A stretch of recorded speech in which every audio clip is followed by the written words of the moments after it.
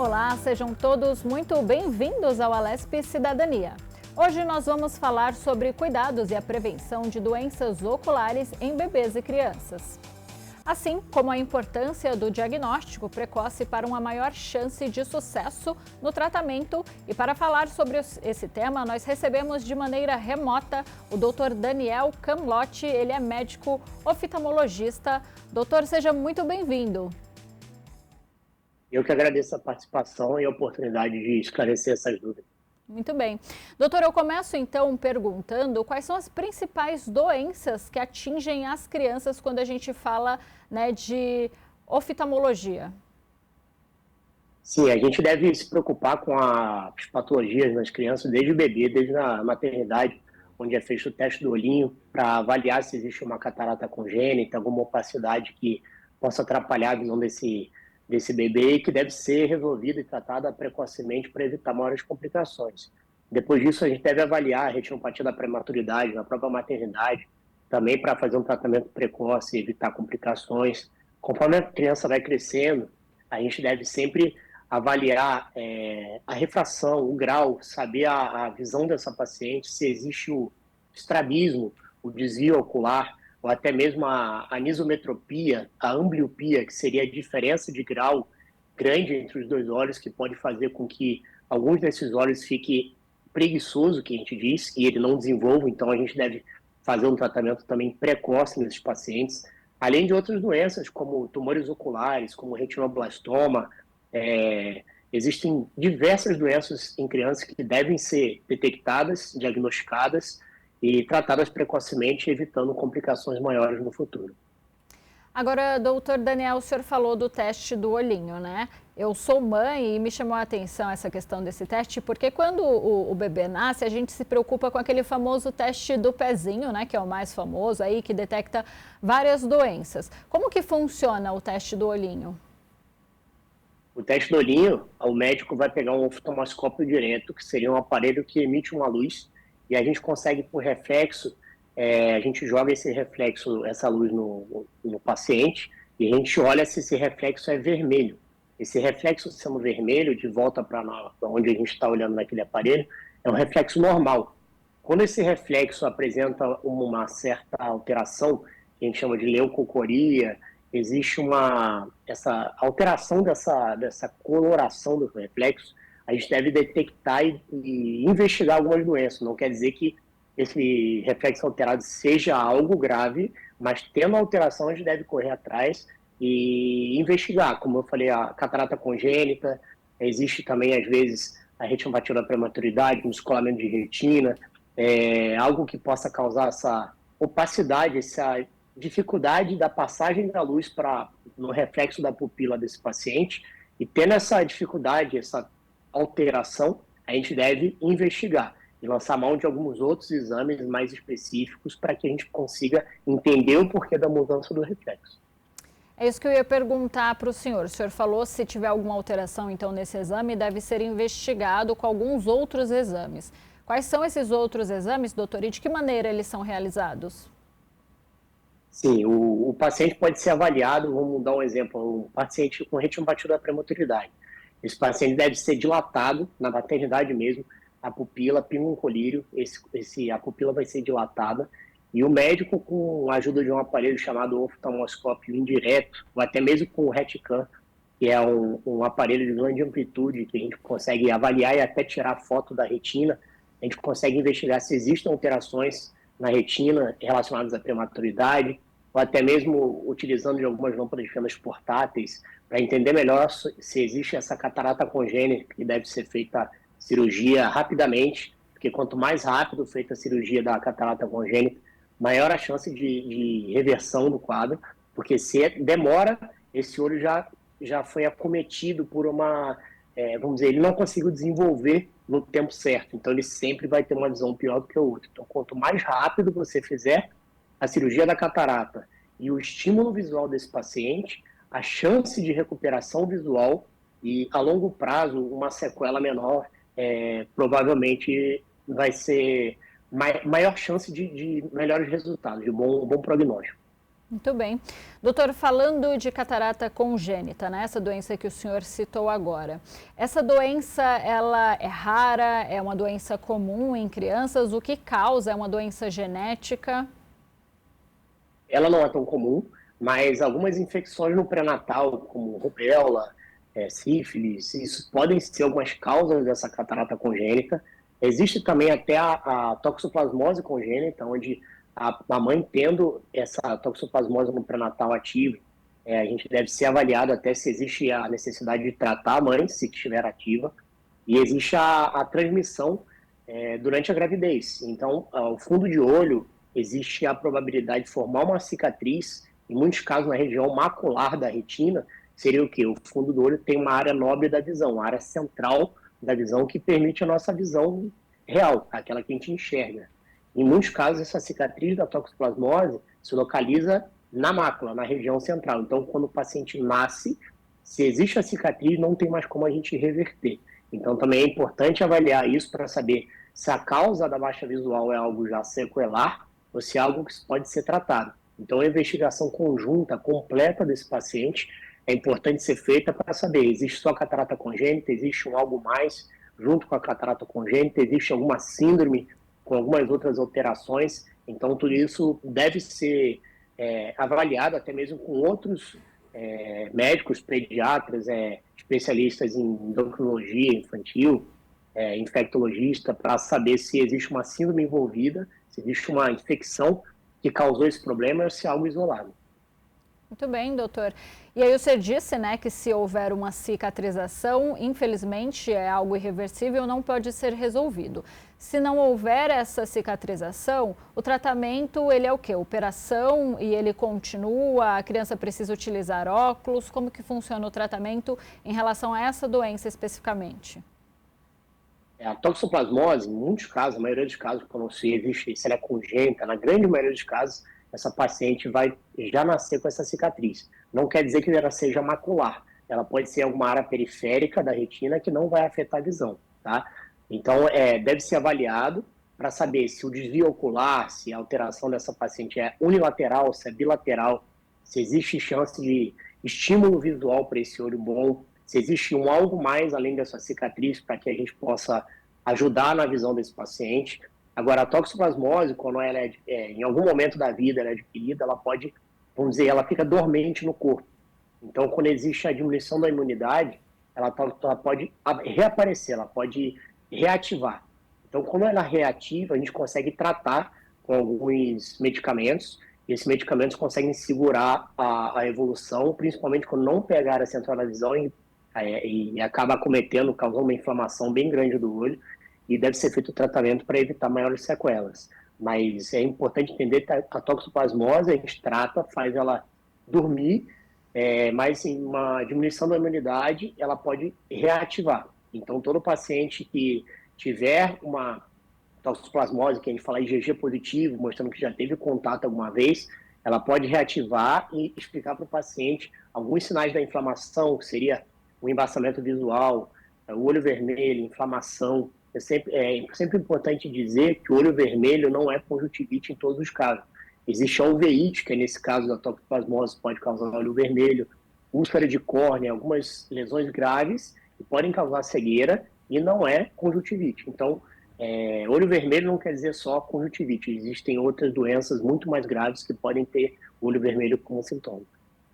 É interessante isso que o senhor falou, doutor, porque realmente, né, a gente tem ali uma irritação no olho vermelho, a gente já pensa de fato que é uma conjuntivite e, infelizmente, muitas pessoas hoje, adultos, né, não tiveram ali um tratamento, não realizaram esse exame quando crianças. Então, é importante se atentar a isso, porque é possível, doutor, o senhor me confirme e me corrija se eu estiver errado, então que um adulto, por exemplo, tenha esse vírus, eu não sei se é um vírus de fato, mas ali incubado no corpo e não saiba?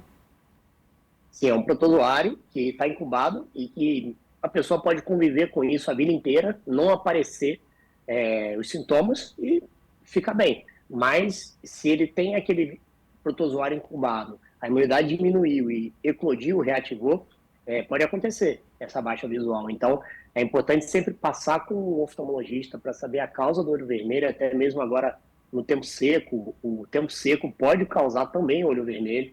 Então, a gente deve fazer o diferencial do que causou olho vermelho. Até mesmo a conjuntivite pode ser viral, pode ser bacteriana, pode ser alérgica.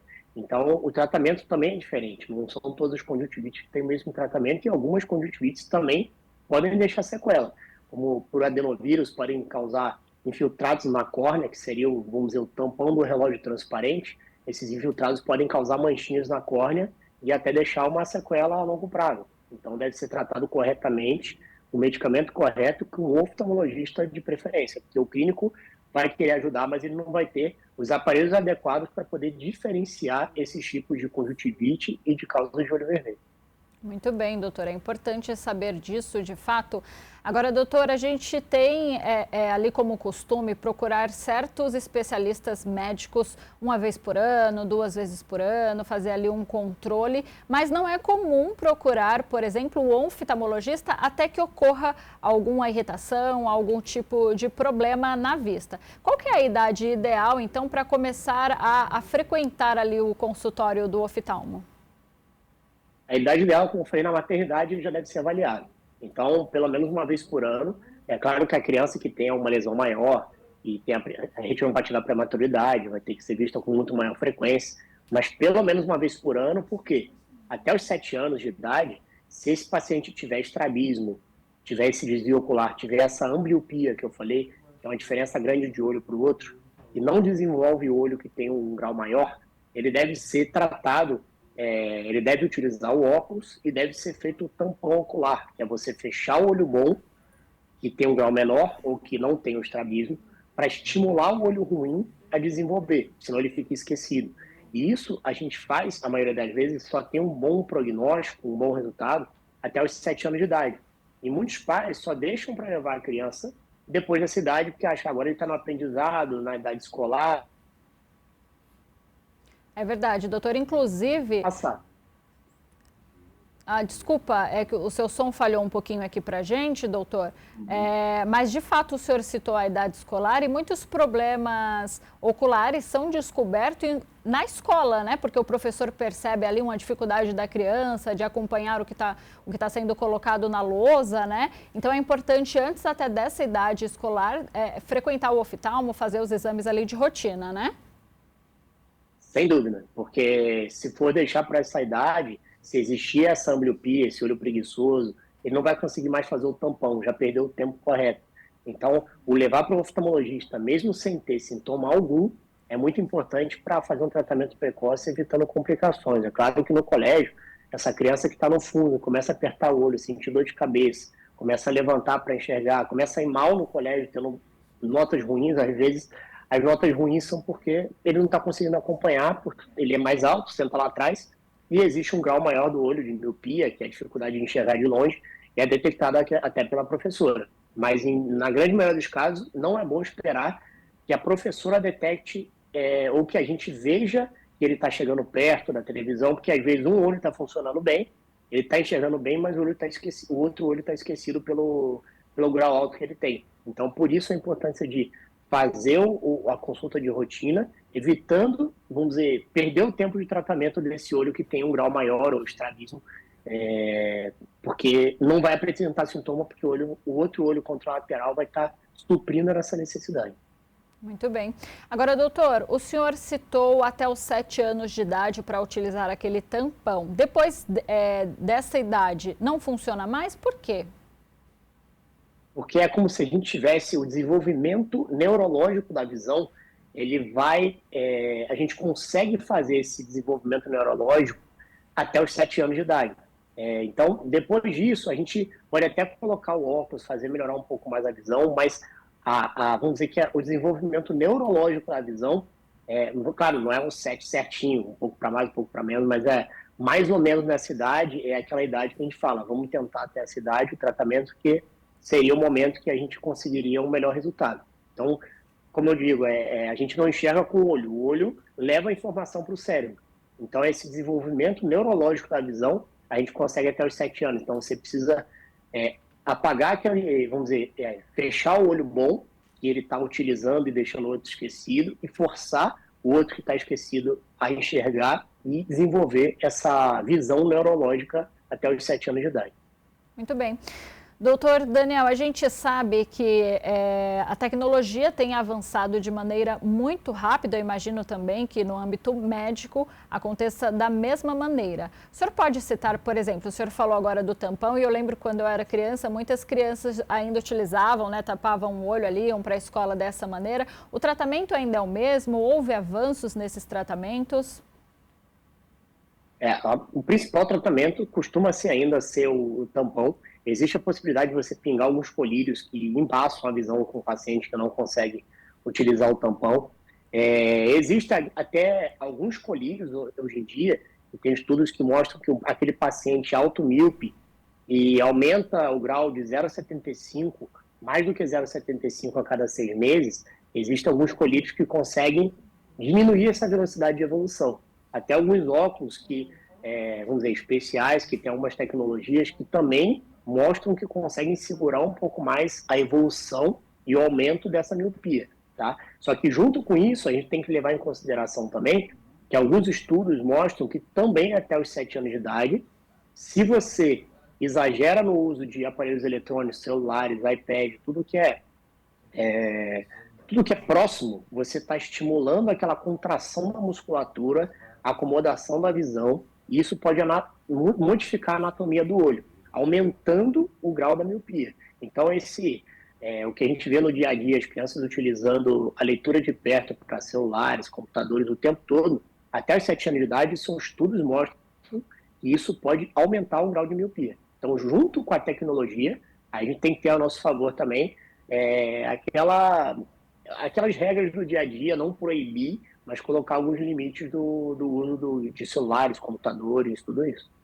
Sim, e eu imagino, doutor, que de fato esses números estejam aumentando, porque hoje em dia é muito difícil, inclusive, a gente conhecer, aliás, uma criança que não faça uso de telas e não faça esse uso de maneira prolongada, né? E essa luz azul, que é das telas de TV, tablet, celulares, ela é muito prejudicial para a nossa vista, principalmente para uma criança, né?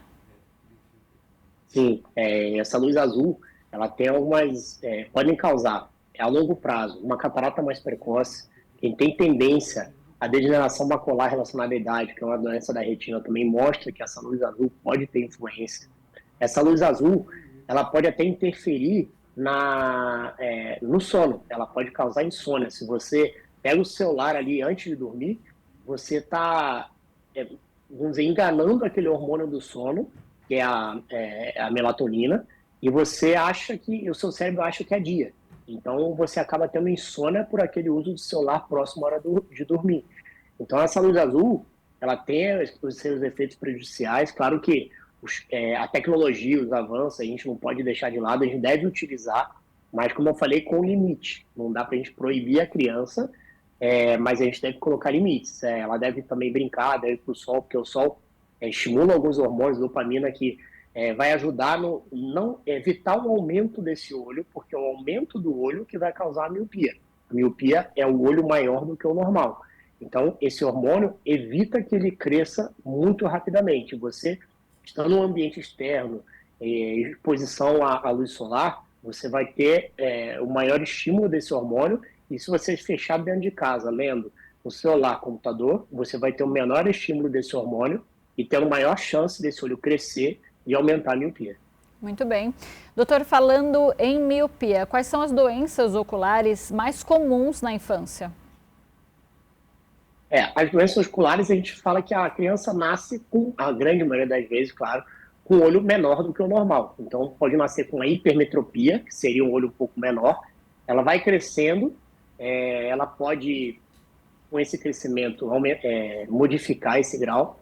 E aquele paciente que não tem nenhum grau no começo, ele pode desenvolver a miopia, porque pelo crescimento dele, o olho vai crescer e a miopia também pode aumentar.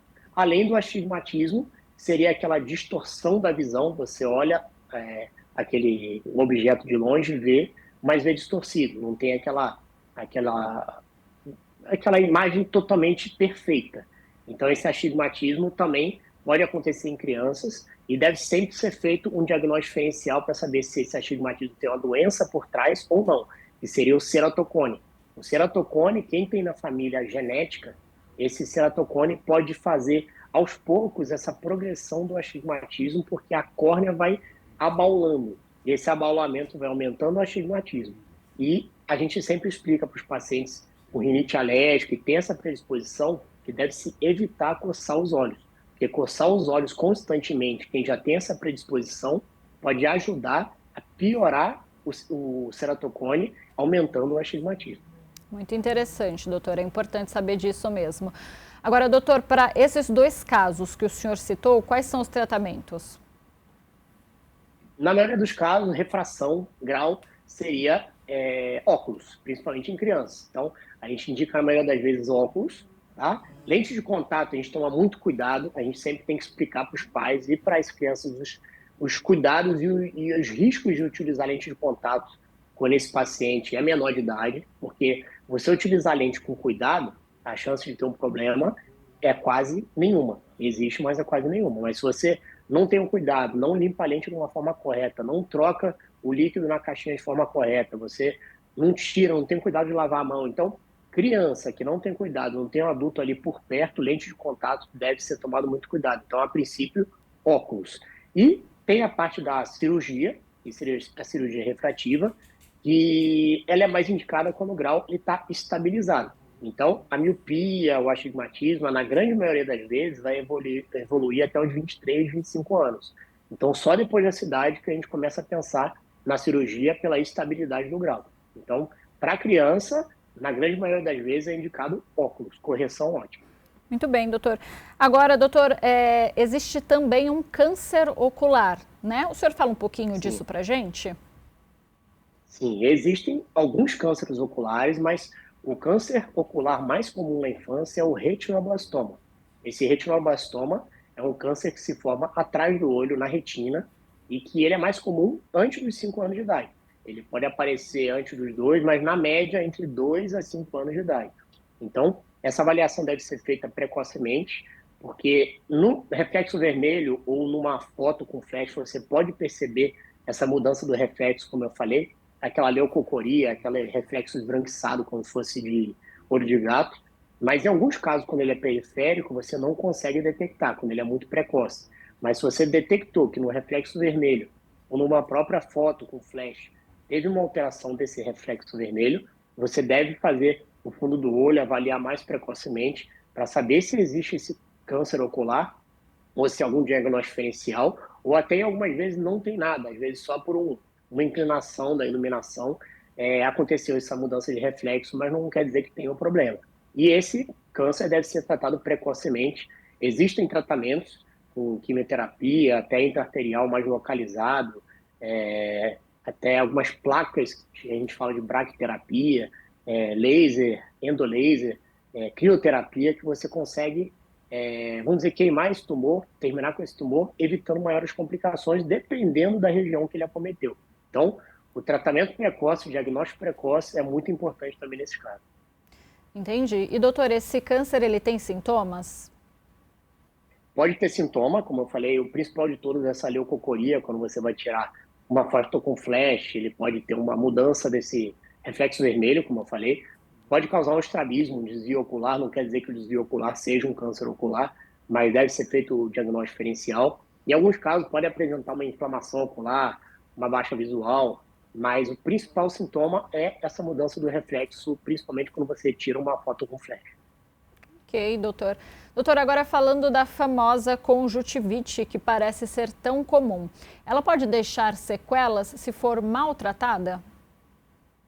Sim, com certeza. Existem algumas conjuntivites, principalmente causadas por adenovírus, que elas podem causar, a longo prazo, algumas membranas que ela adere na conjuntiva, e você, para ter uma melhora do quadro, você precisa utilizar o colírio correto e tirar essa pseudomembrana que a gente fala. Senão, existe uma demora na resolução do quadro. Mas, principalmente, essas conjuntivites podem causar infiltrados subepiteliais na córnea. Seria o tampão transparente do relógio e vão formando algumas manchinhas e essas manchinhas atrapalham a visão. E esse tratamento também deve ser feito de uma forma correta, com o colírio correto, para que não deixem sequelas. Além disso, A conjuntivite, vamos dizer, um exemplo de conjuntivite viral, né, adenovírus, mas existe a conjuntivite bacteriana, que deve ser tratada com antibióticos corretamente, quando a secreção é muito abundante. Existe a conjuntivite alérgica, que acontece mais naqueles pacientes com rinite alérgico, dermatite de contato, na mudança de tempo, mas aí ela vai apresentar uma conjuntivite com maior coceira, um edema maior, que aí ele já deve ser tratado com antialérgicos. E existe a conjuntivite também química, que pode ser causada por alguns produtos que caíram no olho, causaram aquela conjuntivite pela aquela lesão, né? Então, deve ser diferenciada qual é a causa para o tratamento ser correto. Utilizar os colírios ou até mesmo tratamentos sistêmicos de uma forma correta. Muito bem, doutor. Doutor, a gente não pode deixar de falar, então, da importância e da atuação do poder público, né? Nós estamos aqui na Assembleia Legislativa de São Paulo e nós temos o projeto de lei 564 de 2024, que quer tornar obrigatória, então, a realização de exames oculares na primeira infância, de fato, para prevenir qualquer possível problema e tornar o tratamento aí com maior sucesso. Vou pedir para o senhor falar um pouquinho então sobre a importância da atuação do poder público nesse sentido. Isso é muito importante porque, como eu falei, em alguns casos os pais, os professores não vão ter culpa de levar eles apenas depois de 7 anos de idade, 8 anos, porque eles acham que está enxergando bem, que está tudo bem, e só naquele momento eles devem passar em consulta. Só que, como eu falei, é muito importante passar em consulta muito antes disso, porque você fazer uma consulta de rotina nessa primeira infância, você vai conseguir detectar o problema antes, como eu falei o exemplo do tampão, você consegue corrigir aquele grau, fazer o tampão de uma maneira correta, no momento correto, e o tratamento vai ter um bom prognóstico, melhores resultados do que se ele for feito só depois de 7 anos de idade. Além disso, essas outras doenças que eu falei, retinoblastoma, ou até mesmo outras doenças oculares que podem acontecer na infância antes dos 8 anos de idade, podem ser detectadas e tratadas precocemente com o melhor prognóstico. Além disso, tudo isso que eu falei sobre a catarata congênita, a retinopatia da prematuridade, tudo isso deve ser tratado logo para ter um resultado bom. Então, esse projeto, esse cuidado e essa atenção deve acontecer, é muito importante acontecer, que é algo que no futuro vai, vamos dizer, para toda a sociedade, para toda a família dessa criança e para essa criança, vai ter uma qualidade de vida muito melhor, com menores custos e menores problemas no futuro, tanto para ela como para toda a sociedade. É isso, doutor Daniel, eu agradeço então pela sua participação e pelos seus esclarecimentos. Eu que agradeço, estou sempre à disposição para quando precisar. É isso. E se você, então, perdeu alguma parte do nosso programa, pode acompanhar ele completo no nosso canal no YouTube, Rede Alesp. A gente se encontra em breve na programação. Até mais!